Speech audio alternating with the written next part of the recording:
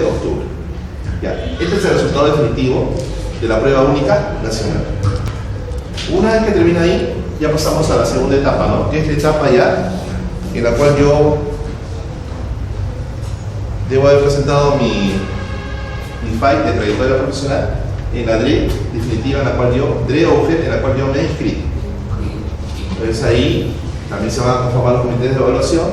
Un comité para especialistas es diferente de un comité para directores. Viene la presentación de los comités de evaluación, se verifica el cumplimiento de los requisitos, se presentan los resultados preliminares, ¿no? Del 9, estamos hablando ya del 9 de diciembre, miren, ¿ya? Del 9 de diciembre.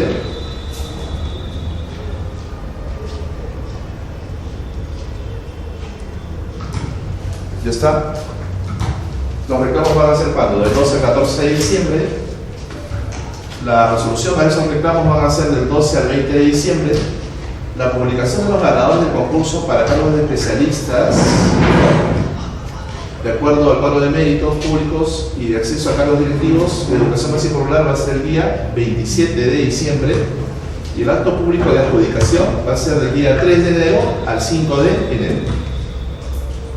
Quiere decir que el ingreso a las plazas adjudicadas en el aplicativo del Minedu va a ser del 3 de enero al 6 de enero, paralelamente eso, y la publicación va a ser el día 9 de enero. Las resoluciones van a emitirse del 10 al 17, entonces se estima más o menos que esa publicación va a estar publicada ¿cuándo? El día 20, ¿no es cierto? 20 de enero del 2017. En acto público de selección de plazas vacantes de especialistas y directivos va a ser el día 24 al 25. El ingreso de estos cargos al aplicativo del Minedu va a ser del 24 al 26. Excepcionalmente. Ajá. Excepcionalmente. Acá. No, etapa excepcional. Claro, ya estamos en la etapa excepcional. Esta es la etapa excepcional. Y la publicación de estos resultados de la etapa excepcional va a ser el día 27 de enero, ¿no? Las resoluciones se emiten del 27 al 31 de enero, entonces se debe estar tomando posesión del curso de cargo, el primer día hábil del mes de febrero.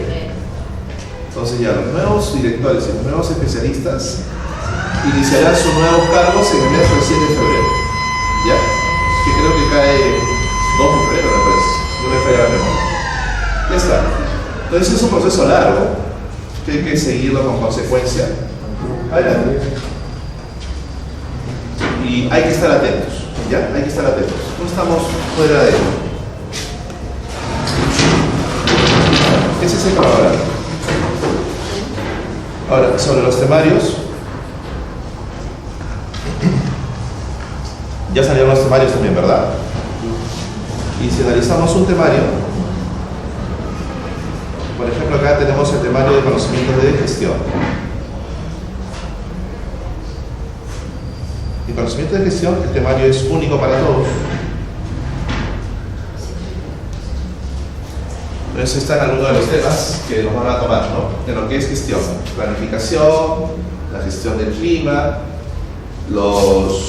toda la parte operativa de institución educativa, lo que es monitoreo y soporte del quehacer o de la práctica docente, ¿no? Ahí están los temas generales y los temas específicos. Entonces esos temas los tenemos que abordar de una manera rápida, ¿ya?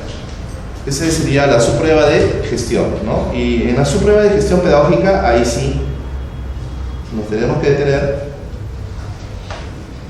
porque hay una parte que es general, que es esta parte de acá, que es igual para todos, o sea, sea el nivel inicial, primaria o secundaria, ¿no es cierto?, o de cualquier otra modalidad. Tenemos a la teoría de los procesos pedagógicos, acá las condiciones para el aprendizaje, y a partir de acá, esos dos grandes temas son generales. A partir de acá para abajo, los temas ya son por especialidad. Entonces tendríamos que abordarlos acá. ¿Quiénes son de inicial? ¿Quiénes son de primaria? ¿Quiénes son de secundaria? Y de secundaria por cada año.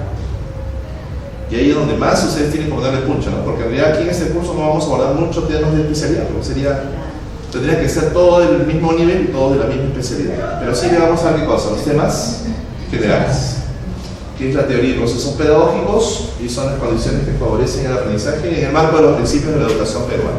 ¿Ya? Como verán, este es el temario inicial. ¿Quién es donde inicial acá? ¿Alguien ahí inicial? Ya, por ejemplo, la maestra que es inicial tendría que estudiar lo referente a lo que es, ¿qué cosa? Desarrollo psicomotor, desarrollo psicomotivo. Si bien es cierto, también son temas generales que van a venir en primaria y en secundaria, pero los subtemas no son iguales. Mientras que inicial le pregunta, ¿no?, de acuerdo a sus estadios, en primaria le pregunta, o son otros temas de acuerdo a su estadio, en secundaria también, ¿no? Mientras que inicial la maestra tiene que estudiar a Erickson, a Piaget, en primaria tenemos que estudiar a quién más, a Piaget, en secundaria tenemos que estudiar a quién, a Elkin, por ejemplo, ¿no es cierto? Toda la etapa, a Elkin, a de Subiría, o sea, son diferentes contenidos. Ya, por ejemplo, allí es donde yo sí tendría que pedir un apoyo para que este curso salga mejor, es dedíquense más tiempo a lo que es la parte de su especialidad. ¿Ya? Bueno, es más, ustedes ya son especialistas en eso, pero siempre un repaso no está de más. Ya está, hoy día comenzaremos un poco revisando la parte de los conocimientos pedagógicos. Esto que está aquí, ¿no es cierto? Miren, en lo que es la parte pedagógica, que es el gran tema, las teorías, principios y enfoques vinculados a la práctica pedagógica, tenemos los siguientes subtemas: el constructivismo y el socioconstructivismo. ¿No? Si ustedes revisan el material que les han dado, ¿no?, van a encontrar que están asociados a toda esta temática. Y por eso ese material de lectura es un complemento, ¿no?, teórico de lo que vamos a hacer el día de hoy. Y sobre eso viene el soporte para desarrollar las casuísticas, ¿no? Porque el examen no es como antes de conocimiento, sino el examen es conocimiento más práctica. O sea, cómo lo que yo sé me ayuda a resolver una casuística o un caso o un hecho real en el cual yo, con mi saber teórico, puedo ponerlo en práctica en la vida diaria, ¿no es cierto?, de la docencia. Ya está. El segundo tema es el enfoque por competencias. Acuérdense que el enfoque por competencias que estamos usando ahora viene de Ontario, Canadá, ¿no es cierto?, con lo que es las prácticas pedagógicas que han tenido éxito allá, donde una delegación peruana fue encabezada por el señor Luis Guerrero y se trajo todo ese ideario y se conformó acá un equipo que hizo todo, pues, una reingeniería y se comenzó a aplicar el enfoque por competencia, ¿no? Ese líder fue el señor Luis Guerrero. Entonces, el enfoque por competencia está basado en todo el marco teórico del señor Luis Guerrero. El otro tema es los aprendizajes significativos, ¿no es cierto? ¿Quién es el líder de los aprendizajes significativos a nivel teórico? Ausubel. Pero lo que más nos han enseñado en los cursos de capacitación a nivel de aprendizaje significativo solamente es que el nuevo saber se asocia al saber nuevo, al saber previo, se engranan, se articulan, y eso es aprendizaje significativo. Pero el aprendizaje significativo va un poco más allá de eso. No nos han hablado mucho del aprendizaje inclusivo, del aprendizaje inclusor, del aprendizaje subordinado, del aprendizaje supraordinado, del aprendizaje combinatorial, ¿no es cierto? Hay una diversidad de aprendizajes significativos que también lo vamos a tener que trabajar de manera muy rápida, ¿ya? El otro tema es cómo se recogen y cómo se activan los saberes previos. Y el otro tema es qué es conflicto cognitivo o disonancia cognitiva, ¿no? Ahí tenemos a Leo Feldmeister, que es uno de los que no se menciona mucho, porque siempre hablamos, cuando hablamos de conflicto cognitivo, mencionamos a quién, a Ausubel, ¿cierto? Pero Ausubel toma los recursos de Piaget, porque Piaget, ¿qué decía? Que eso es desequilibrio cognitivo. Lo que Piaget decía que era desequilibrio cognitivo, Ausubel lo denomina conflicto cognitivo, y Feldmeister, ¿qué lo denomina? Disonancia cognitiva. Entonces vamos a revisar también ese tema, de qué trata.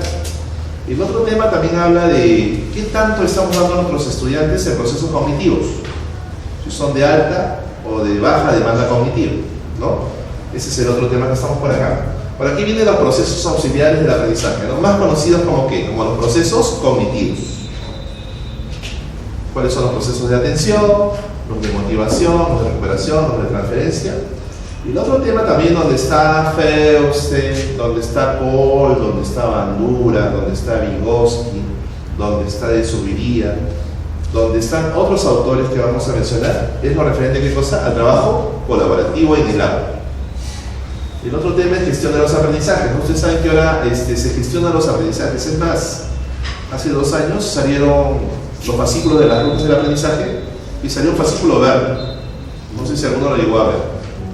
Ese fascículo verde se denomina el fascículo de gestión de los aprendizajes. Entonces, si queremos aspirar a ser directores, si queremos aspirar a ser especialistas, este es un puntal que casi nadie le da bola, entre comillas, ¿no es cierto? Y es lo que más debemos dominar, ¿no? La gestión ahora de ¿qué? De los aprendizajes. Cómo hacer un diagnóstico, cómo hacer las jornadas de reflexión, cómo hacer los planes de mejoramiento de los logros de los aprendizajes, cómo lograr aprendizajes, qué son los verdaderos días de logro, porque ojo, los verdaderos días de logro también por ahora resulta que se han convertido en una feria, ¿ya? Y no son los verdaderos días de logro.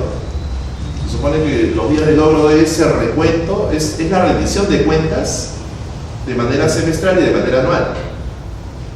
Pero a veces cuando vamos a días de logro, yo por ejemplo he ido a varios días de logro de varios colegios y digo, wow, es una fiesta en realidad. Y eso es bueno porque el día de logro tiene que ser una celebración.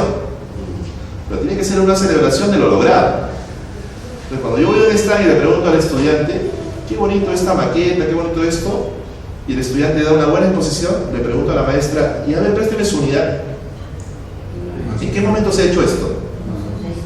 ¿Estará en la unidad del mes de marzo o no? ¿De abril tampoco? ¿De mayo tampoco? ¿De junio? ¿Y de julio tampoco? ¿Y de dónde salió? Entonces uno se da cuenta y dice, las cosas que se están presentando no son parte del desarrollo del proceso educativo que hay en las aulas. Entonces, ¿qué cosa es? Es una muestra, es una fantasía, ¿no? Pero hay colegios que lo están haciendo bien. Es más, hay colegios que toman pruebas ya, ¿no? Tienen un sistema de evaluación y se le puede preguntar al profesor y el profesor tiene claramente y definido saber qué capacidades todavía sus estudiantes no están logrando, qué indicadores de desempeño no están logrando, qué indicadores precisados no están logrando, en qué ítems están fallando sus estudiantes, y todo eso lo tenemos que saber ¿dónde? Aquí, ¿no? En gestión de los aprendizajes. ¿Qué es aprendizaje autónomo? ¿Cómo se toman las decisiones? ¿Qué es metacognición? Este es otro de los temas que también es un tema bonito, ¿no? La metacognición. La metacognición se hace lado solamente a la resolución de una ficha que dice qué aprendí, cómo lo aprendí, para qué me sirve, y nada más. Cuando la metacognición, ¿qué cosa es? Es la evocación o ese recuerdo de los procesos cognitivos que me han llevado a encontrar ¿qué cosa? Una solución, ¿no? Después tenemos qué es evaluación, que es otro de los temas del cual también tenemos que hablar y que vienen muchas preguntas en las últimas evaluaciones que ha habido para cargos directivos, para cargo de ascenso a escalas. Han habido, ¿saben cuál ha sido el mayor déficit de respuestas correctas en las últimas, llevamos creo 3 años de concursos? Aquí está, ¿dónde está la mayor deficiencia? En evaluación. Confundimos 3 aspectos. Una cosa es calificar, o la calificación, otra cosa es medición, y otra cosa es evaluación. Como pareciera que seguimos en el tiempo anterior, que la evaluación se ha convertido en sinónimo de calificación, ¿no? Como si calificar fuera evaluar. Y eso no es así. Es por eso que en ese recuento y en base a esos resultados, el Ministerio de Educación y el ministro, ya se escuchó la voz que dice que a partir del próximo año ya no va a haber el sistema de calificación numérico, sino todo va a ser ¿qué cosa? Un sistema de calificación literal y descriptivo, ¿no? Ojo, ahí también se ha pronunciado un poco mal, de repente tal vez porque el ministro de Educación no es un docente y porque los ministros tampoco no son docentes. En realidad lo que ellos han tenido que mencionar es que va a haber un nuevo sistema de calificación, no es un nuevo sistema de evaluación, ¿ya? Porque colocar A, B, C no es evaluar. Colocar A, B, C, ¿qué cosa es? Es un sistema de calificación que nos ayuda a evaluar, pero no es como se está pregonando, ¿ya? Sobre eso también vamos a hablar. ¿Qué cosa es evaluación cualitativa? ¿Qué cosa es evaluación cuantitativa? Y finalmente, esto que es nuevo, pues no sé si ya lo conocerán, la teoría de los organizadores del desarrollo de Mirta Schocker, ¿no es cierto? Que es lo último que ahora se está pregonando. Ya está. Después, ¿qué más? Tenemos bastantes temas. ¿Qué otros temas tenemos por aquí?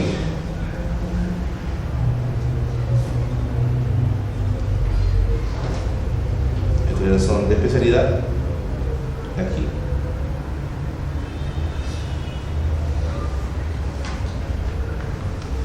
Las condiciones para el aprendizaje, ¿no? Los principios de la educación peruana. ¿Cuántos son los principios de la educación peruana? Según la Constitución, según la Ley General de Educación. ¿Cuál es el nombre de nuestra Ley General de Educación? Nosotros que ahora vamos a ser directores y especialistas, porque lo van a hacer, ¿ya? Tenemos que ir conociendo normas, ¿no? Lamentablemente el mundo de la dirección o de los directivos y el mundo de los especialistas es ya aprenderse normas, porque va a ser el argumento, el fundamento de mi discurso, ¿no? El número de la ley de la LG, ¿no? Ley General de Educación, ¿qué número es? 28044, ¿no es cierto? Ya está. Su reglamento, porque toda ley tiene un reglamento, ¿no es cierto? ¿Cuál es el reglamento de la Ley General de Educación? Decreto Supremo 04. El Decreto Supremo 011, ¿ya? Del año 2012-ED. Ya está. Miren, esos son conocimientos, ¿no es cierto? No está mal que no lo sepamos, al contrario, estamos para repasar. ¿Ya? A ver, otra vez, ¿cuál es el número de la Ley General de Educación? 28044. A ver, Ley General de Educación, es la número 28044.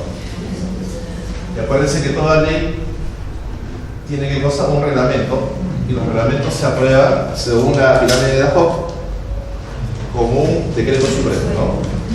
O como un decreto legislativo, pero el marco para nosotros es un decreto supremo. ¿Qué es el número acá? El decreto supremo número 011 del año 2012-ED.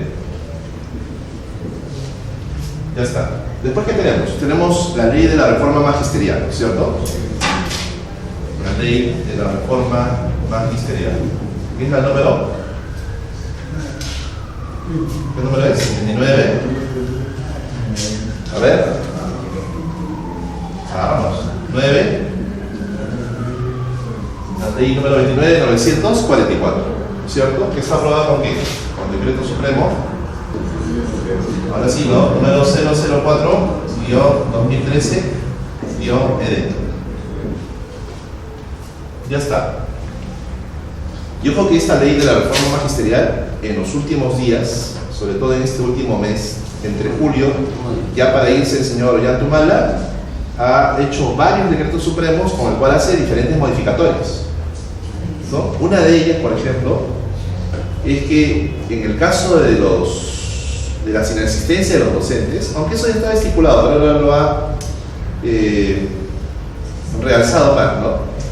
Un docente ahora pasa a ser sancionado si tiene ¿cuántas faltas consecutivas?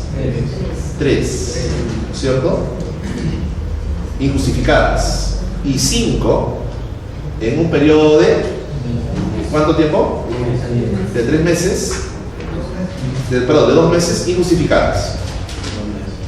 ¿Ya? O sea, si en 2 meses ha faltado 5 veces de manera no consecutiva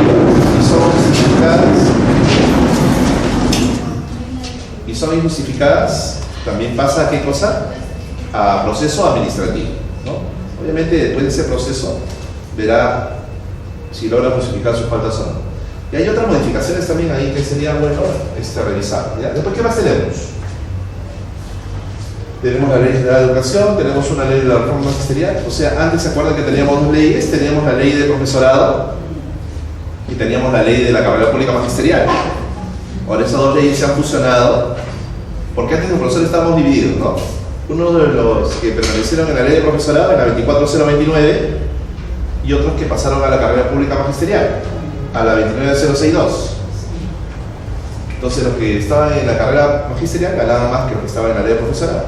Es más, en la ley de profesorado había 5 niveles, y en la ley de la carrera pública magisterial también había 5 niveles, pero con mejor remuneración. Y es que, ¿se acuerdan que se dio la salvedad que uno podía postular a la carrera pública magisterial? Y muchos postularon, ¿no? ¿Cómo fue eso? A ver, vamos a hacer una recapitulación. Había la ley 24 029, que era la ley de profesorado, y había la 29062, que era la ley de la carrera pública magisterial.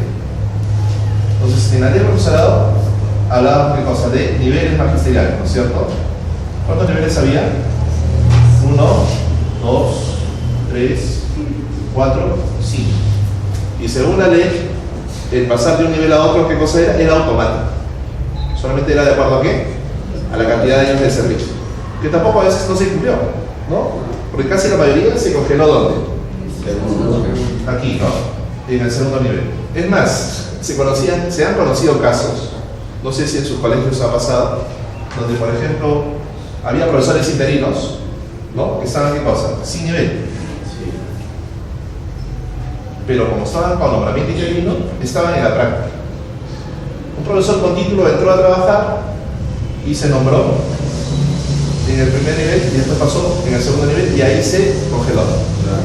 Y después hubieron profesores que también se nombraron interinamente, pero al estar ese nivel no estaban acá, pero después en el transcurso de su desarrollo profesional sacaron su título.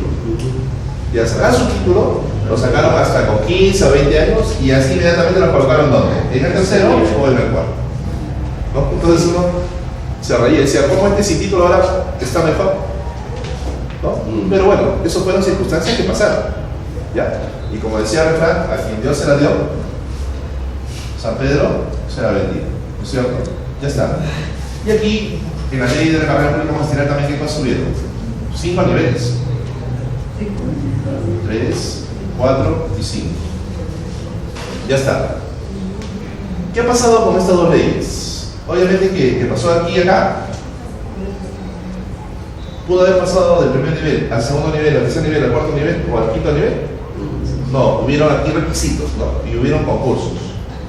Pero muchos decidieron quedarse acá porque se pregonó la idea de que aquí había, ¿qué cosa? Estabilidad laboral.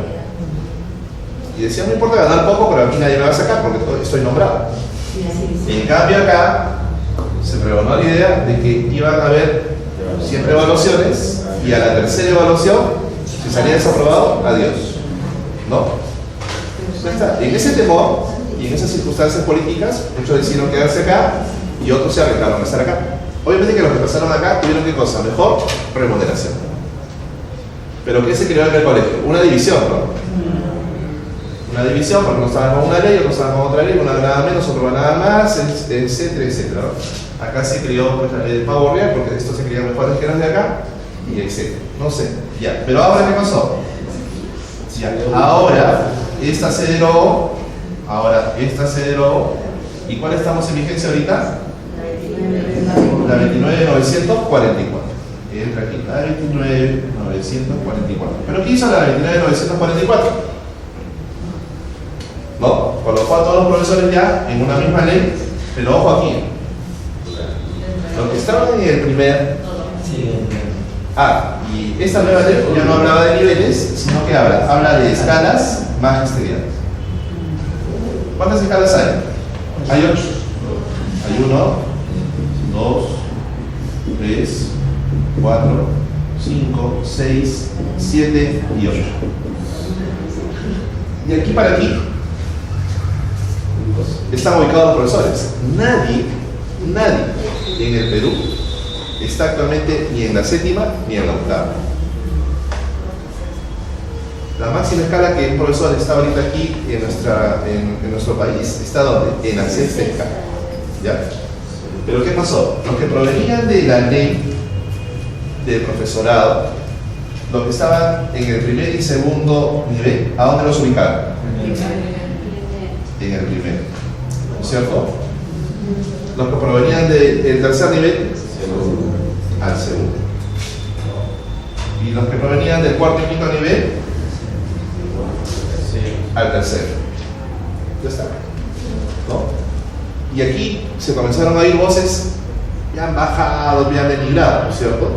Claro, porque obviamente el maestro que ya estaba en el quinto nivel o cuarto, al decir que pasó a una tercera escala, como que sintió que del quinto al tercero había una especie de descenso, ¿no? Igual pasó con el del segundo, dijo, y ahora me han colocado en la primera.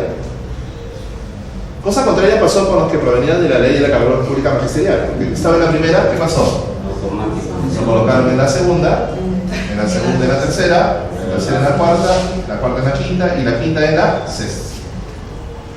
Y así fue. ¿Ya? Pero cosa curiosa, ¿no? ¿Por qué aquí se le baja en el escala y por qué aquí se le sube? Fue una cuestión remunerativa y de derechos.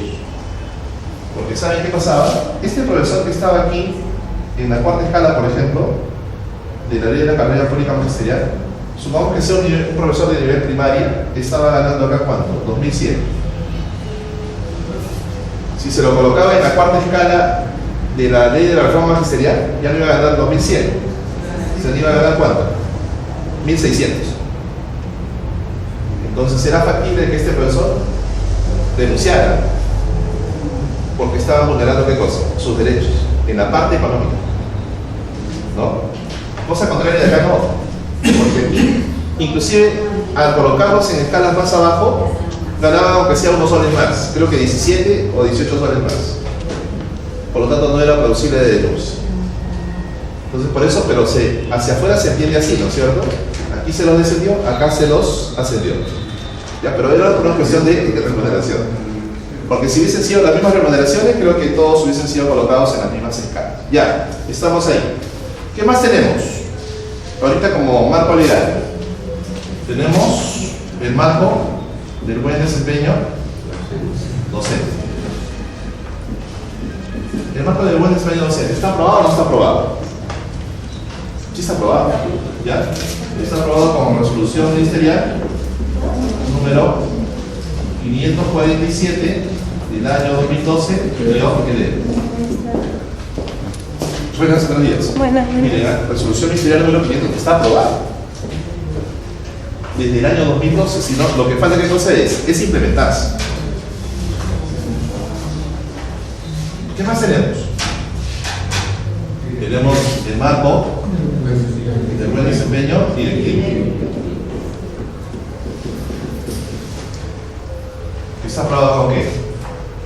Con resolución de Secretaría General número 304 del año 2013 Minedu.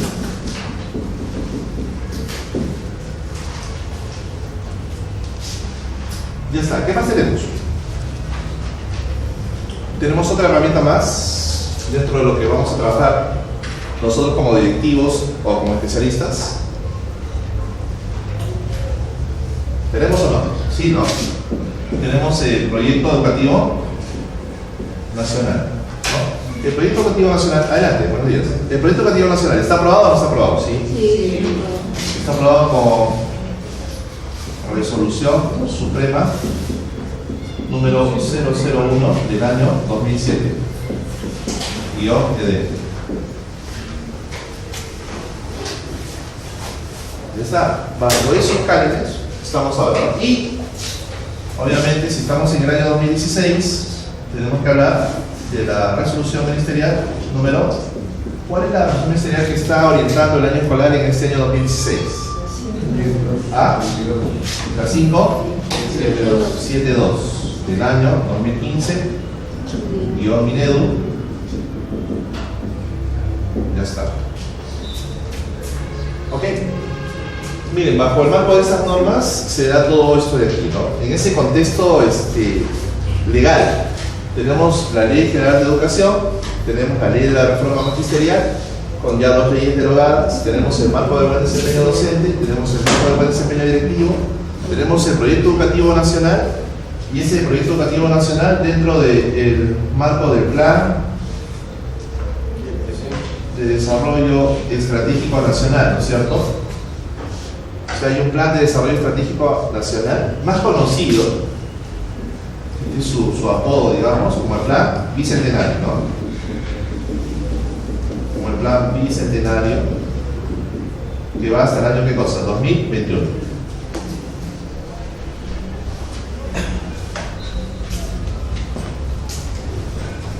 Perdón.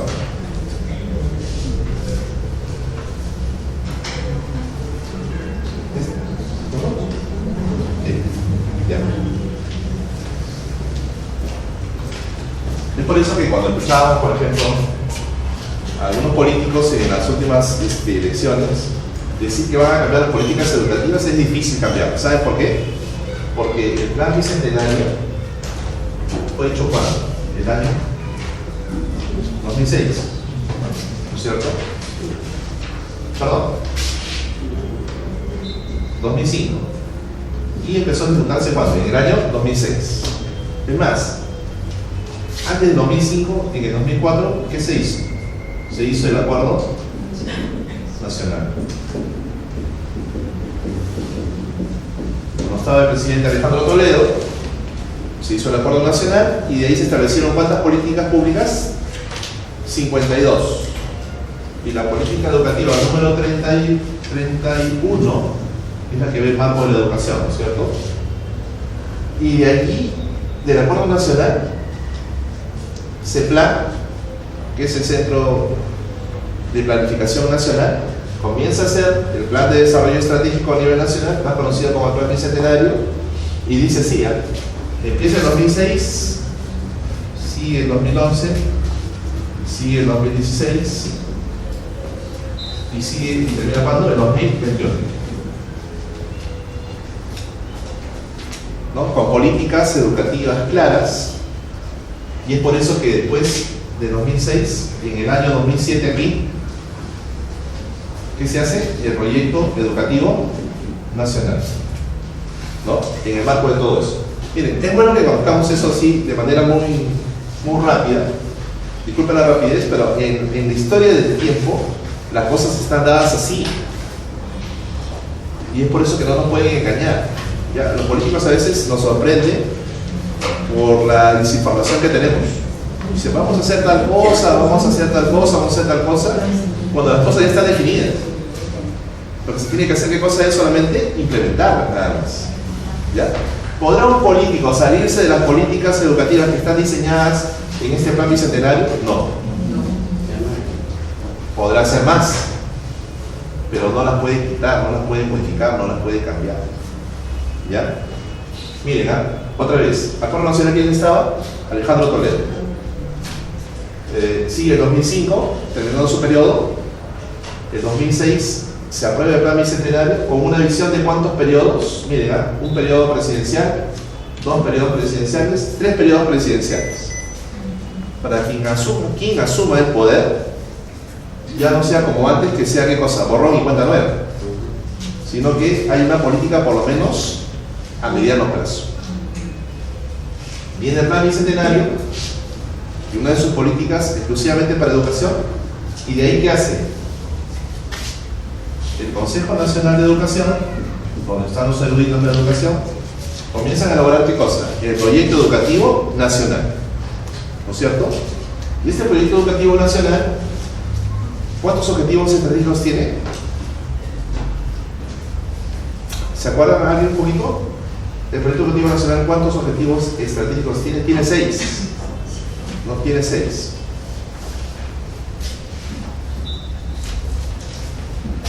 Ahora vamos a hacer un poquito de historia.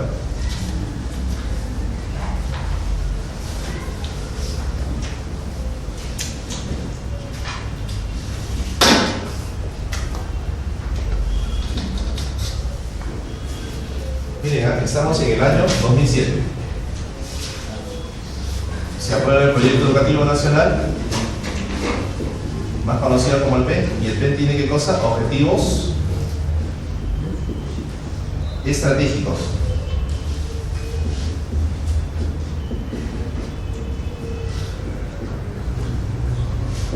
Ya está. ¿Cuántos objetivos estratégicos tiene? Tiene 6. Miren, el primero, así, haciendo un resumen para no colgar todo el texto, se resume en calidad educativa. En calidad educativa. A ver, vamos a usar la pizarra. Ya está. El segundo, ¿en qué se resume? En equidad. Equidad e inclusión. Pero ojo, no es inclusión social, sino es inclusión de cosa educativa. equidad e inclusión educativa. Ya está. El tercero, ¿cómo se llama? Maestros bien preparados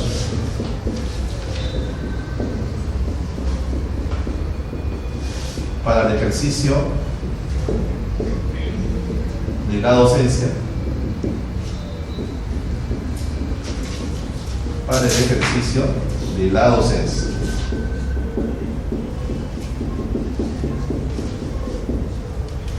Sería el tercero. ¿Cuál es el cuarto? El cuarto es una gestión educativa eficaz y eficiente. Ya está. Y a partir de ahí cambia un poquito el tema de la gestión. Ya está. Vamos por 4. ¿Cuál es el quinto? El quinto es educación superior. Educación superior acreditada y de calidad. Ya van 5. Y nos faltaría el último. Se llamaría sociedad educadora. Ya está. Sociedad educadora. Donde se involucren, sobre todo, quienes, los medios de educación.